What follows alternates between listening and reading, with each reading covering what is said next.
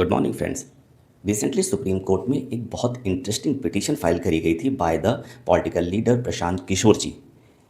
इनका ये कहना था कि बिहार का जो गवर्नमेंट है, इन्होंने वॉयलेट किया था model code of conduct during the Bihar assembly election 2025। इनका ये कहना था पिटीशन फाइल करते समय कि बिहार गवर्नमेंट ने 10,000 रुपये ट्रांसफ़र किए हैं वीमेंस बेनिफिशरीज को अंडर द मुख्यमंत्री महिला रोजगार योजना, और ये तब किया गया जब इलेक्शन शेड्यूल अनाउंस हो चुका था। अब यहाँ पर एक कॉन्सेप्ट समझते हैं। देखो, जब भी इंडिया में चाहे सेंटर का इलेक्शन हो चाहे स्टेट का इलेक्शन हो, जब इलेक्शन शेड्यूल डिक्लेयर हो जाता है उसके बाद model code of conduct implement हो जाता है। तो यहाँ पर हर एक पॉलिटिकल पार्टी को, पॉलिटिकल लीडर को मॉडल कोड ऑफ कंडक्ट को फॉलो करना पड़ता है। अगर नहीं करा तो उनके अगेंस्ट एक्शन लिया जा सकता है। तो इनकी पॉलिटिकल पार्टी का ये क्लेम था कि ये एक करेक्ट प्रैक्टिस है और जिसकी वजह से जो इलेक्शन है वो पूरा इन्फ्लुएंस हो गया। तो इस स्कीम के अंदर यहाँ पे इनिशियल फाइनेंशियल ग्रांट्स दिए गए थे 10,000 रुपये to the womens to promote the self employment and the small businesses. तो यहाँ पर पिटीशन फाइल करते समय ये कहना था कि ये जो स्कीम आई थी ये इन्फ्लुएंस किया वोटर्स को और ये वॉयलेट करा कॉन्स्टिट्यूशन के article number 324 and also the section 123 of representation of people act.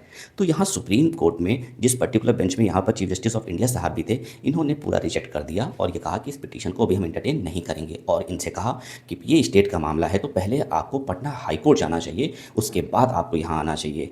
यहाँ पे चीफ जस्टिस ऑफ इंडिया साहब ने ये भी कहा कि पहले ये बताइए कि आपकी पॉलिटिकल पार्टी को कितने वोट मिले।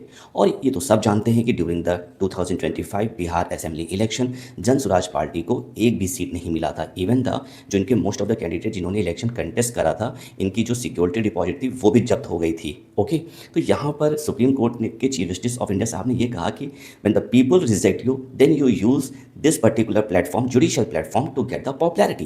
तो ये बहुत एक इंपॉर्टेंट स्टेटमेंट है, इसको थोड़ा समझते हैं। देखो, पहली बात तो जुडिशरी का जो प्लेटफॉर्म है खासतौर सुप्रीम कोर्ट का, ये सबको जस्टिस देने का है। ऐसा नहीं होना चाहिए कि आप पॉपुलैरिटी गेन करने के लिए आप कोई भी पिटीशन डायरेक्टली वहाँ आप फाइल करो। इससे क्या होता है, सुप्रीम कोर्ट का भी टाइम वेस्ट होता है एंड ऑल्सो मतलब कि ये अननेसेसरी है। तो इसीलिए यहाँ पे चीफ जस्टिस ऑफ इंडिया साहब ने ये कहा कि भाई आपको जब पीपल ने रिजेक्ट करा है तो आप जुडिशियल प्लेटफॉर्म को यूज़ कर रहे हो to get the popularity. Okay, और ये भी कहा उन्होंने चीफ जस्टिस ऑफ इंडिया साहब ने कि हम एक पॉलिटिकल पार्टी के बेसिस पे पूरे स्टेट को मतलब कि हम डायरेक्शन नहीं दे सकते।